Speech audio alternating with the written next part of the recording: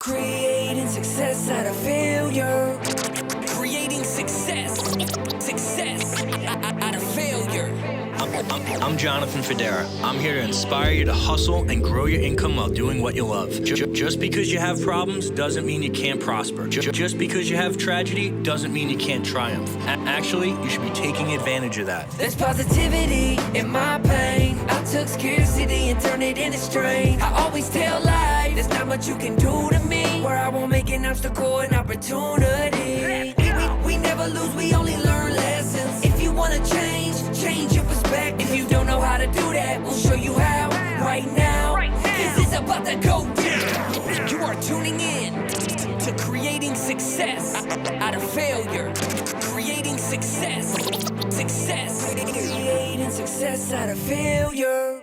Out of failure. Hey everybody, welcome to Creating Success Out of Failure.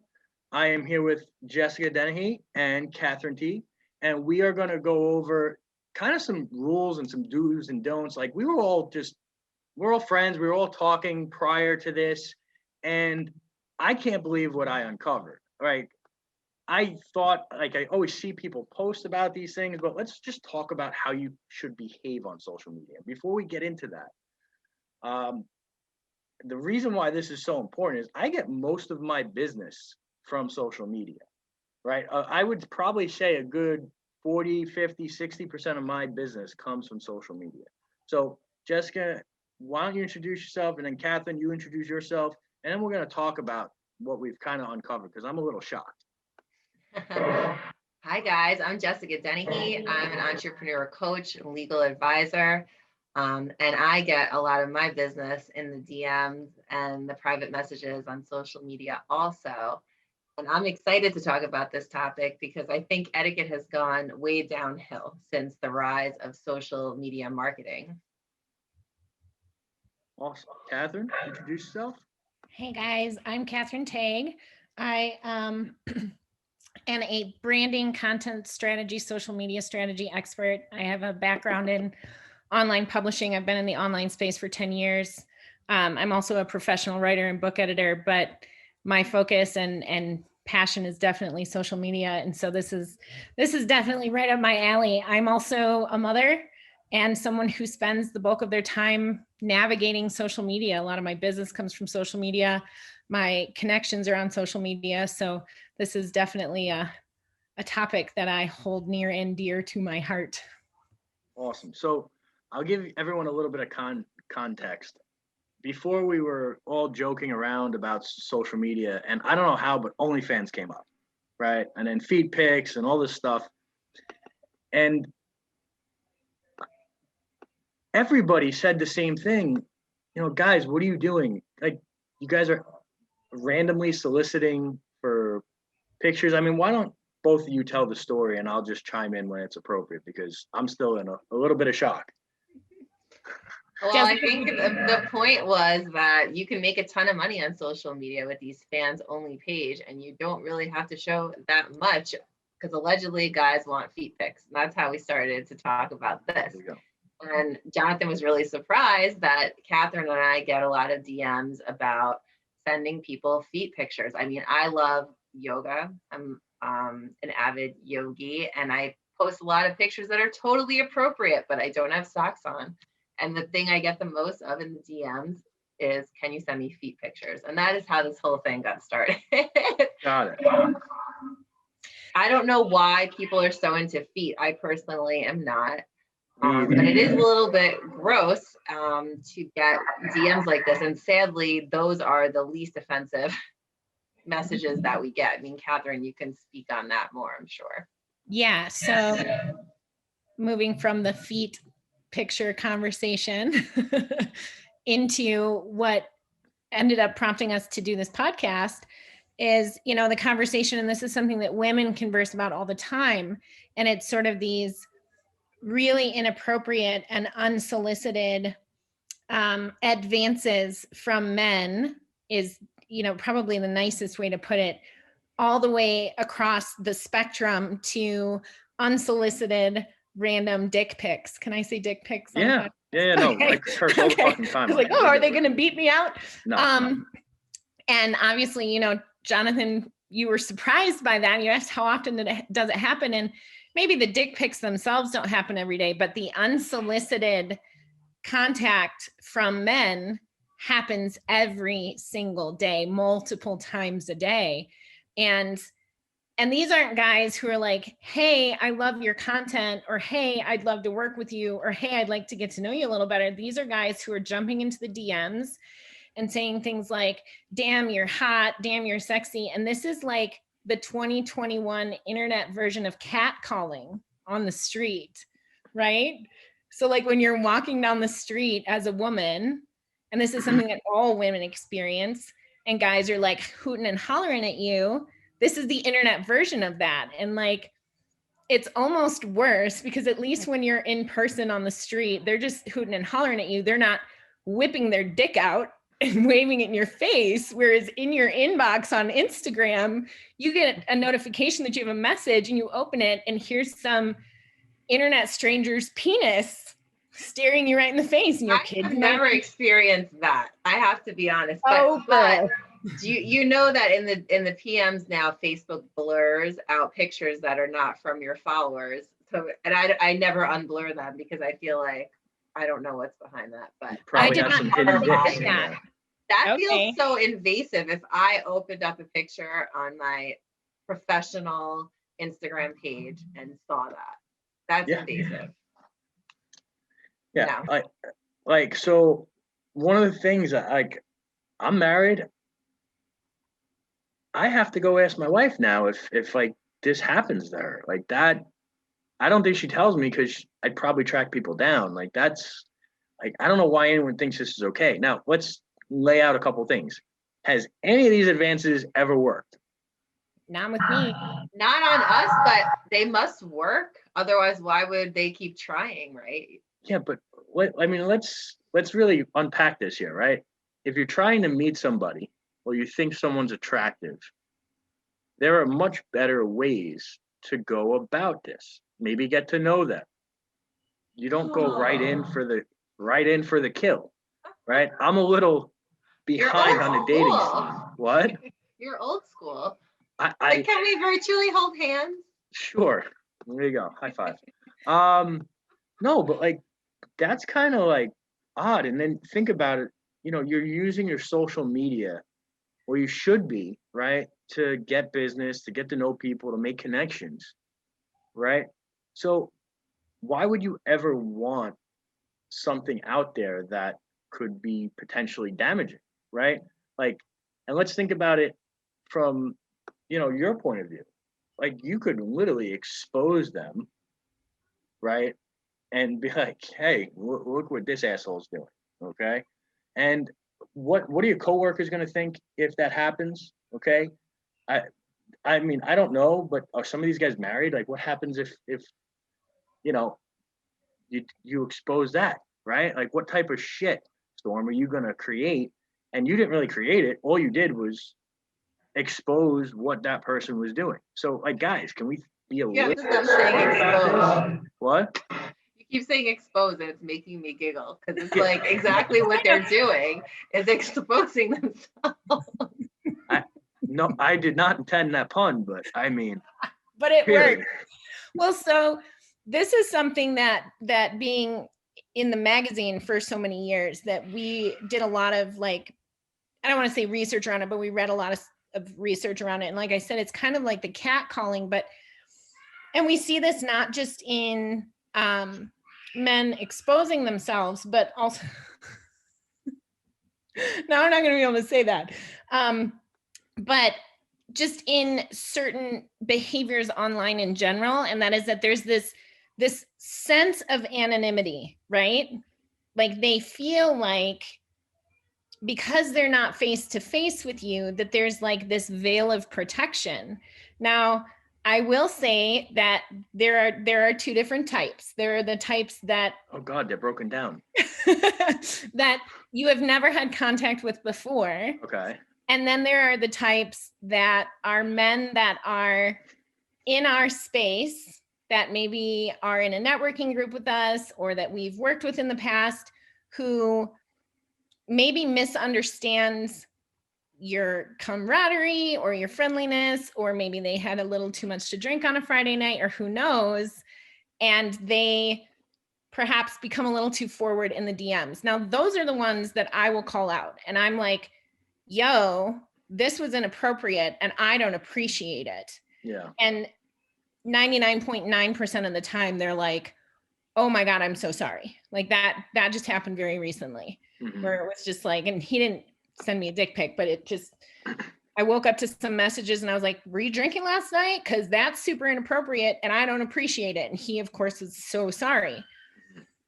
The complete strangers, like they get a meme that I have a meme on deck constantly, and it just says fuck off with a little like lipstick mark on it. Oh, that's funny. And I just bam send that and then I block.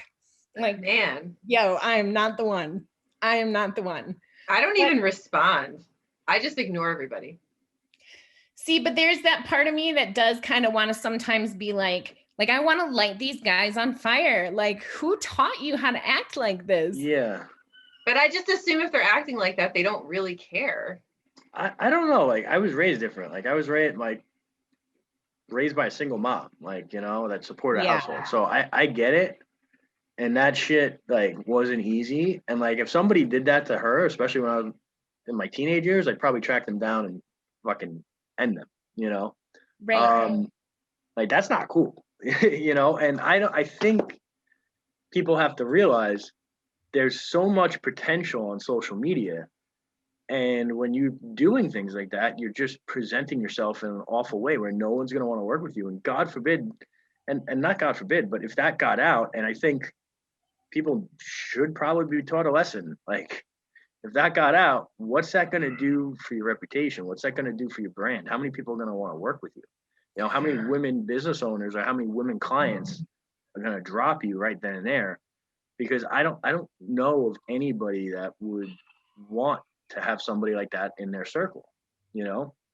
Yeah. Well, I think part of it too is that there are people who use social media the way we all use social media to run their businesses, right? And then there are people who just use social media the way people use the bar, right? And then there's, I mean, definitely. I feel like the Facebook Messenger has become like the new Tinder and Bumble. Really? Because guys will just hit you up in here like, saw you on here, you're pretty, want to go out for coffee? Like, no, my line's just like, I'm here for business. Yeah. I'm here for business. I'm here for business. Those guys are harmless, but it is weird to me because I don't view Facebook like that. No. But I think Catherine's right. Like there are a group of people that do use it to meet people. Yeah. I've never, like, I don't know. I feel like I'm a bad example because I have been out of that for so long, you know, but I've never thought to do that. And even prior, like, you know, I had a camera phone. I never took a dick pic in my life.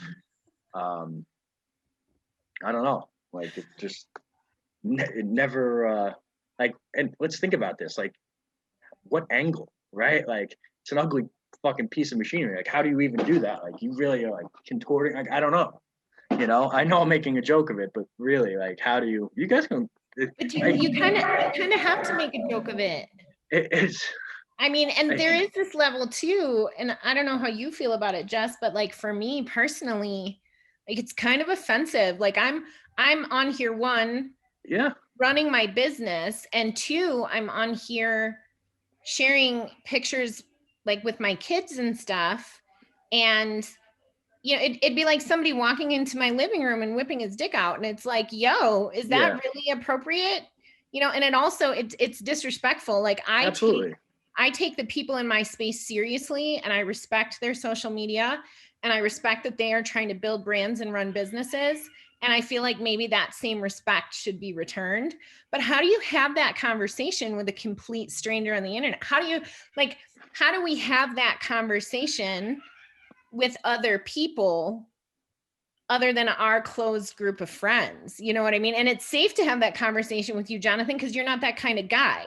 Yeah. You know what I mean? It's safe to have that conversation with other men in our space because those are the kind of men that we allow in our circle. But like, you can't just stay in your bubble. When you're building a business, you have this whole wide world of social media that requires you to engage with the general public. I mean, and Jessica runs a brick and mortar, so she knows what I'm talking about. She deals with the general public.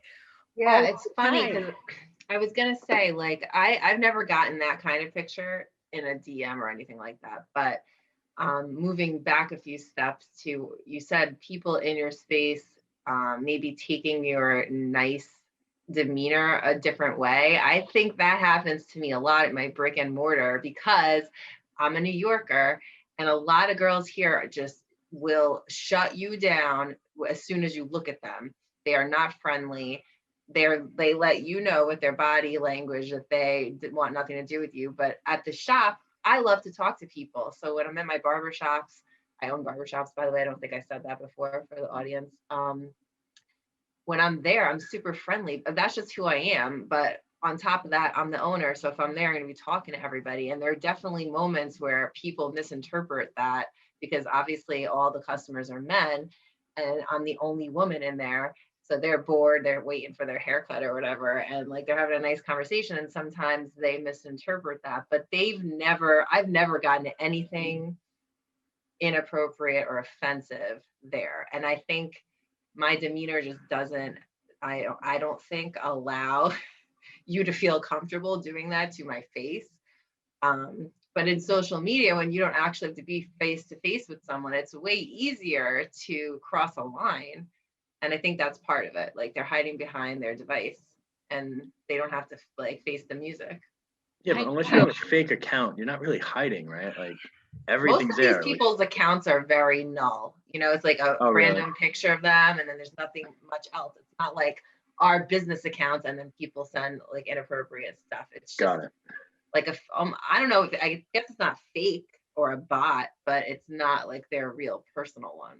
In my experience. It's the profile that they use to do that. Send women inappropriate content. So you think people have like their own, I don't know, I don't want to say Tinder, but like Facebook/Tinder account where they're just going hard in the paint? Really?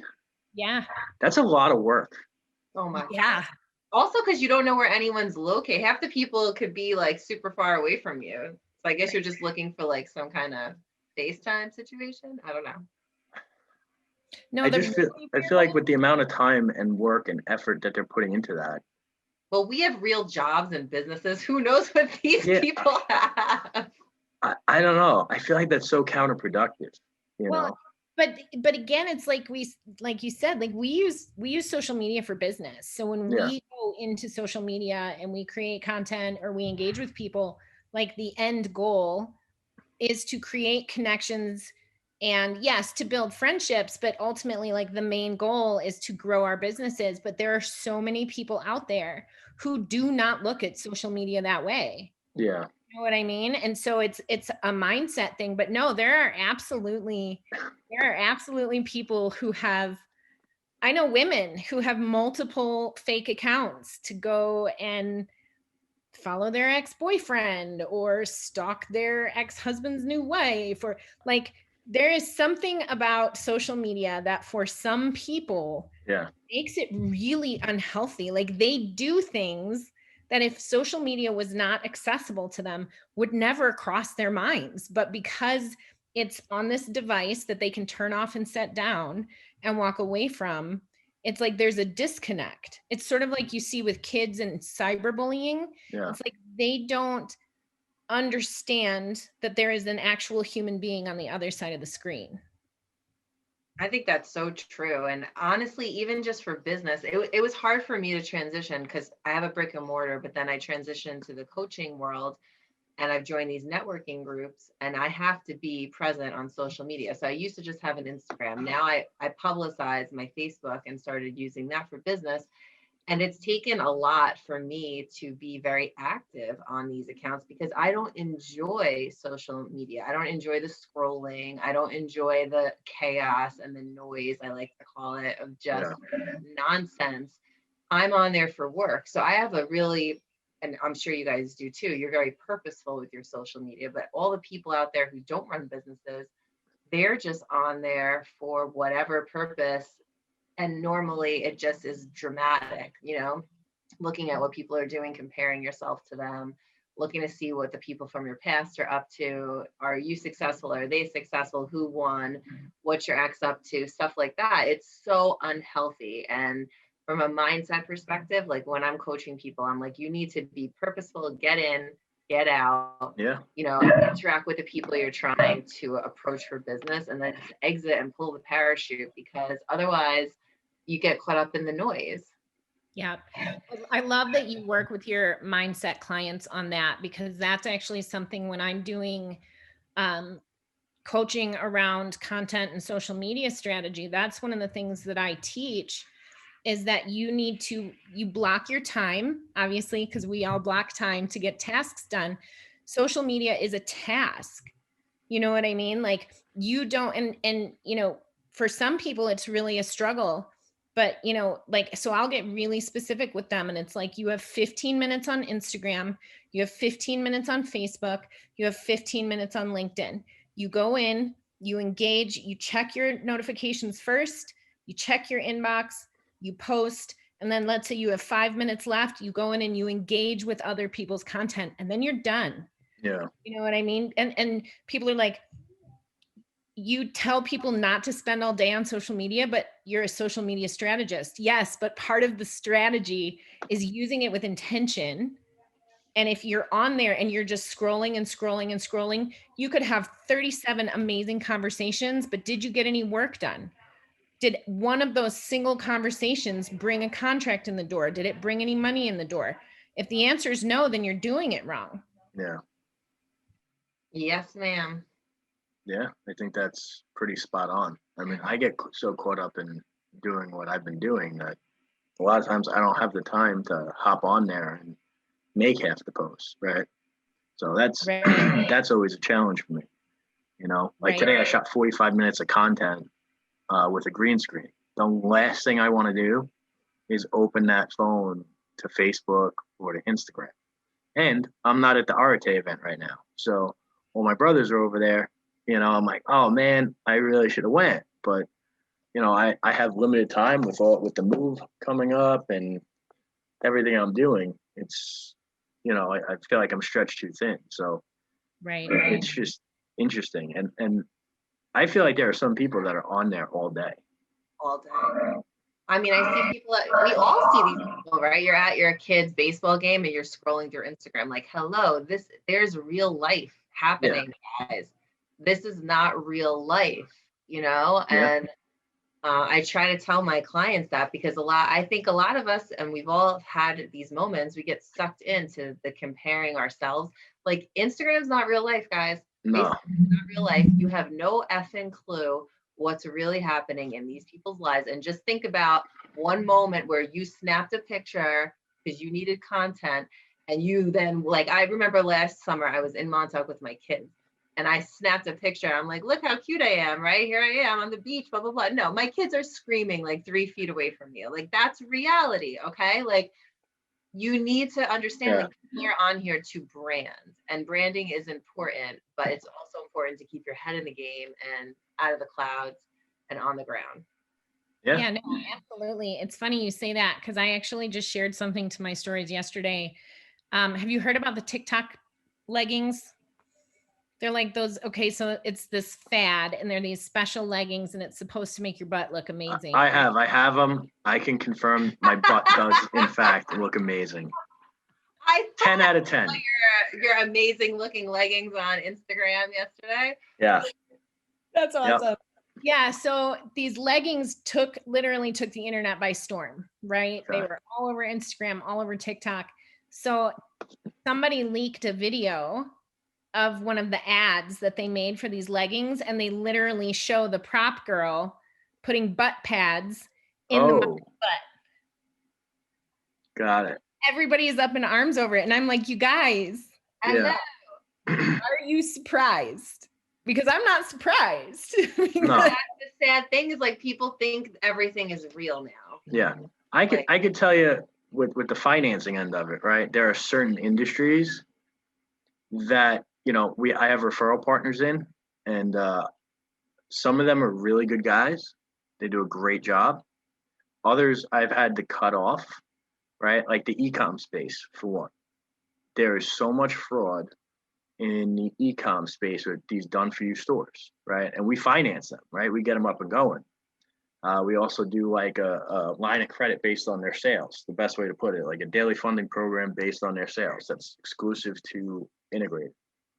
And you can see which consultants, which coaches actually perform, which ones have headaches. Meanwhile, most of these guys are selling these stores for 30 to call it 70 grand.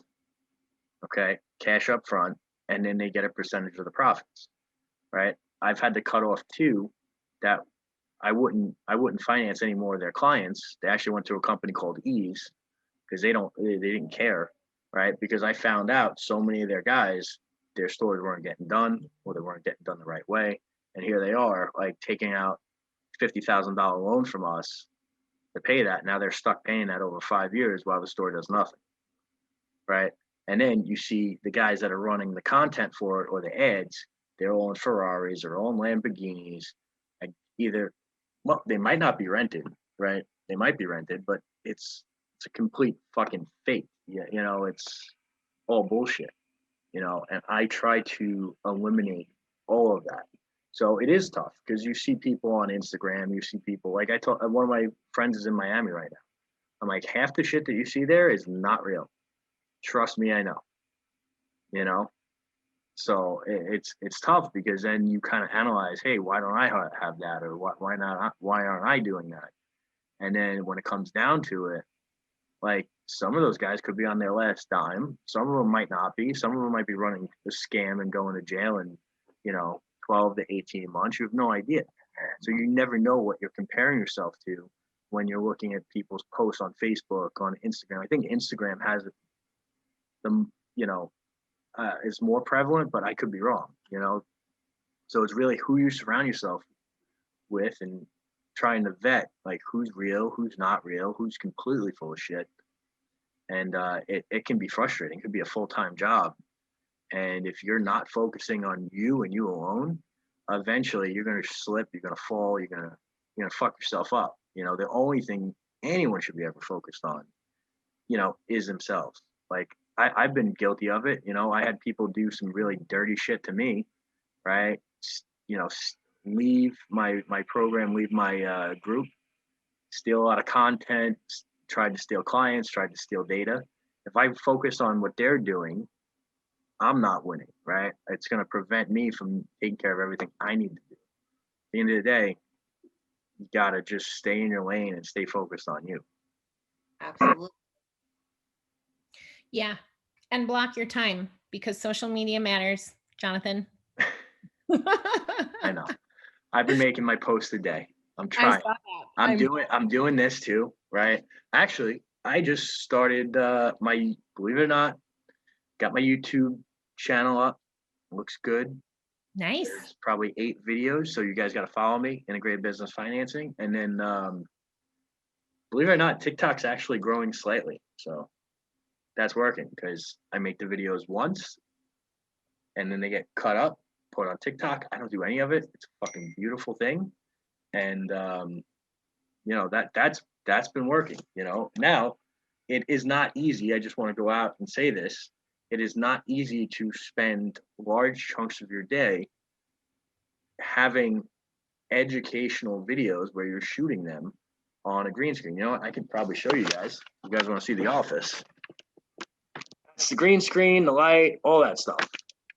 And I have the cheat board, which I don't use. So pro tip, if you really know the material, don't use a fucking board because you're going to get caught looking off to the side, reading it. I never do that. The most I'll ever do is maybe write 1 or 2 words, and I always do it in line with what I'm looking at.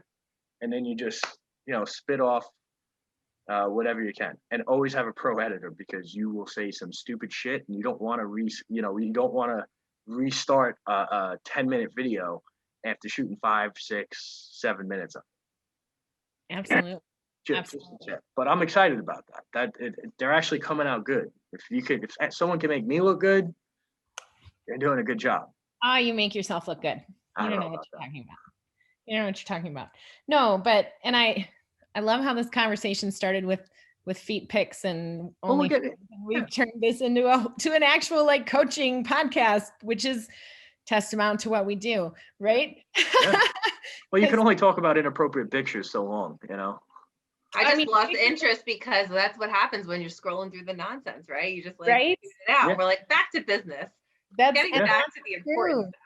That's true, but that's the thing too. This popped into my head a little bit ago, and I wanted to touch on this. It is so easy, and Jessica, I'm sure you see this a lot, and I see this all of the time, to get stuck in the noise and to like lose yourself in that space and to add to the noise. And it feels like you're doing work, and it feels like, you know, oh, I'm using my social media to build my business, when in actuality what you're doing is you're using your social media to avoid work and to avoid real life. And we feel like, you know, oh, I'm networking and I'm having these conversations, and I've fallen into this, and I'm sure, you know, everybody falls into it, where you sit down and you're like, okay, I'm going to do this and this and this. I'm going to post this and I'm going to engage with this. And then you look up and it's, you know, 2 hours later and you're like, shit, where did the time go? It is so easy to get sucked into that. And in your brain, you're like, but I'm working because social media is my job. And that's especially easy for me. Like, I run multiple Instagram accounts for people. I'm in their numbers every single day. I'm, you know, in their content. I'm doing all those things, but I still have a list of to-dos as a business owner that need to get covered, and as an editor that need to get done, and writing that I have committed to. Yeah. And, you know, you're spending hours on social media and you're justifying it because it feels like this is my business. This is how I'm growing my business. But if you're not being intentional with it and you didn't have a plan going in, I'm going to do this and this and this, and then I'm going to turn it off and I'm going to walk away and do these other things. It's really, really easy to get sucked in and feel like you're being productive when in all actuality, you're just part of the noise, you know? Yeah. I'll tell you what I'm guilty of. I usually, big things like calls or like big things I got to do, I always put in the calendar. But I always have it before I leave my office for the day. I have a hit list, right? Certain deals or certain people I have to reach out to get it. Let's say I got to get somebody approved for a line of credit, or I need X, Y, and Z from somebody to complete their SBA package. I write all that down. Usually there's anywhere from 10 to 25. And then there's things I need to do to run the company successfully, right? Like create the Zoom account, work on the CRM. And I write that at the bottom of the list, like macro level stuff, I call it. Micro is like day to day, what's going to get you paid.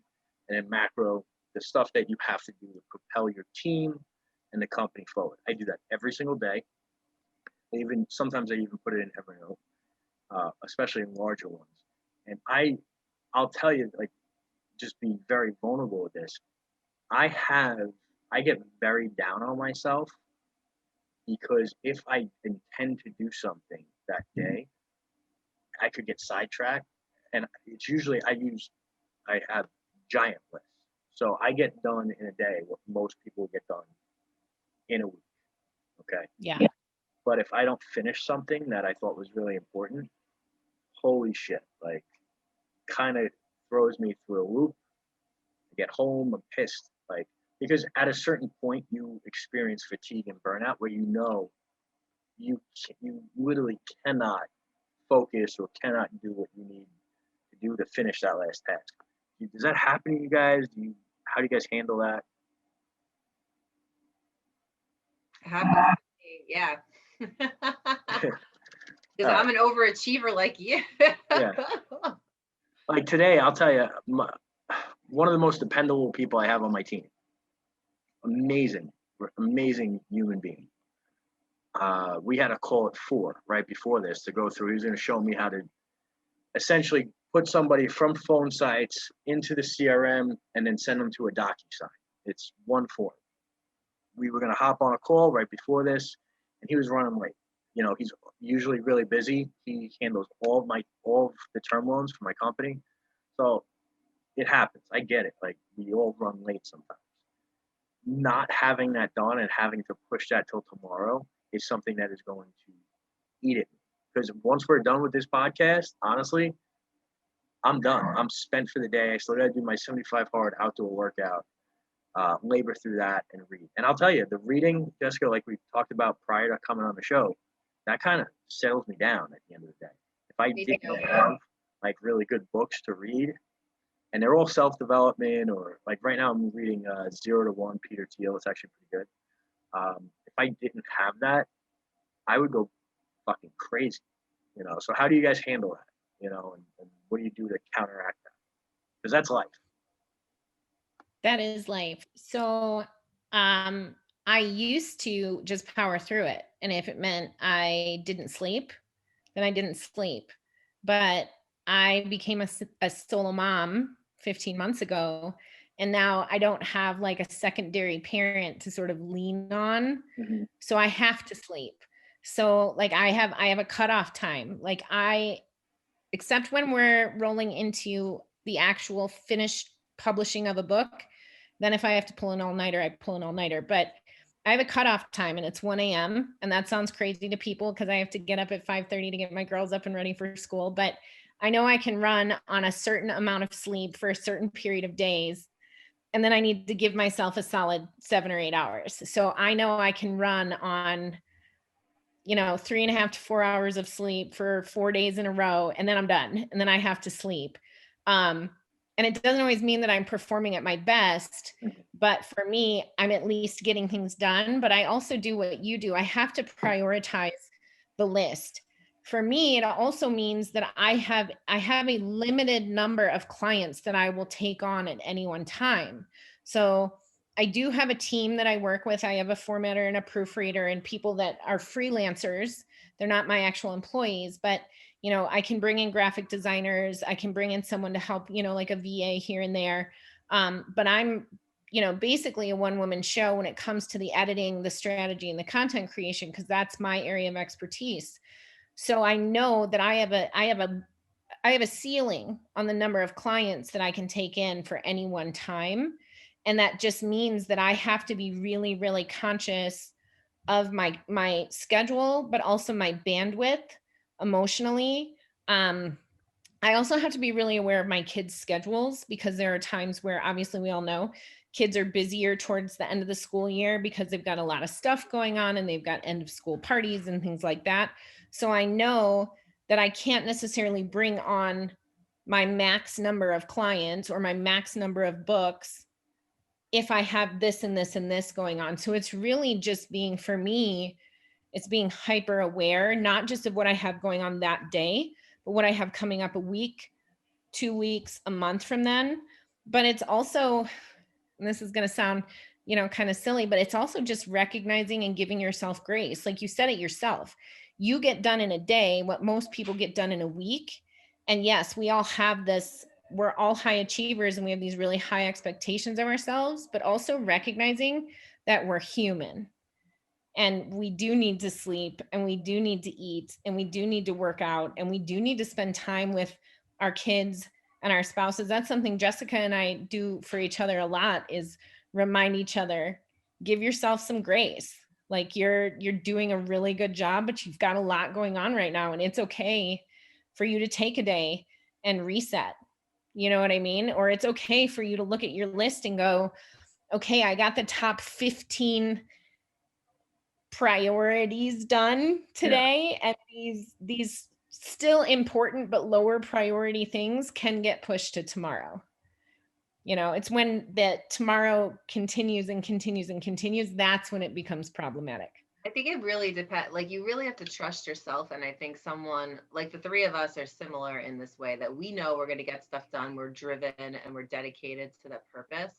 And once I gave myself that acknowledgement, it was so much easier, because I said to myself, like, if I push myself and I'm pushing myself and I'm not getting it done and I'm just like spinning my wheels, I'm like, Jessica, if you just stop, go eat, go exercise, and waste time, tomorrow or in a couple hours, you're going to just bang through this 1, 2, 3, instead of sitting here trying to do it, guilting myself to sit there.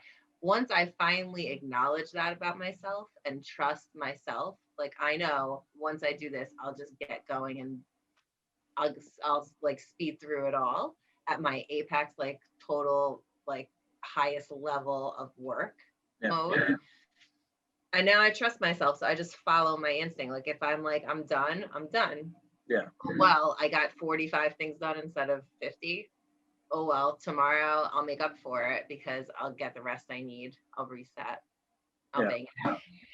And that's the other thing I do too. You know, like I said, like I'll push myself for 3 or 4 days, but then like last night's a perfect example of this. I still had things on my to-do list and it was only like 11:30, but I could feel myself, like I couldn't focus. And it was like, I was sitting there and I was like, I have an hour and a half until my 1 a.m. cutoff.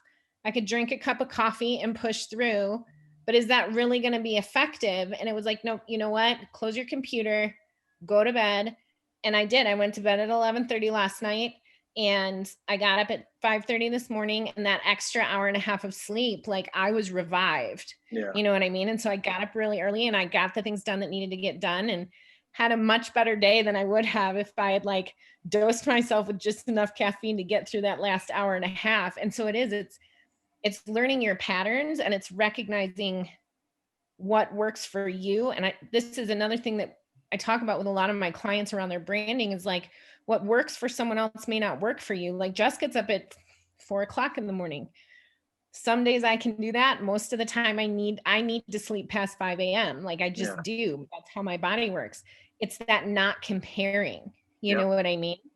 Some people you will not see me at 1:30. Hell no. I'm like 4 hours into sleep at 1:30. So, you know, exactly. That's you versus me. Exactly. Yeah. Exactly. And it's that not comparing thing. So like you both like to read at night because it winds you down. I can't read at night. I will fall asleep. When I was doing 75 hard, I failed. The very first time I ever tried 75 hard, I failed on day 3 because I was trying to read at night and I was falling asleep and it just didn't work for me. So I know for me, when I'm on 75 hard or I'm on a program like that, I have to get up in the morning and the first thing I do is I do my reading and then I do my gratitude and then I do my journaling. Like for me, getting things out of the way in the morning like that frees up my headspace to do coaching calls, to do book development calls, to do, you know, prospective client calls, to edit people's social media content, to do those things throughout the rest of the day. And then I can't leave things like hanging over my head. Like I always had to get my 2 workouts done first thing in the morning.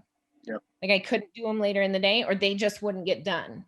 So it's like learning your own patterns is really one of the most important pathways to success as far as I'm concerned. Agreed. 100%. Well, what do you guys have to say in closing? Because I know the 3 of us can sit here and rap, and we're going to have Catherine on again real soon.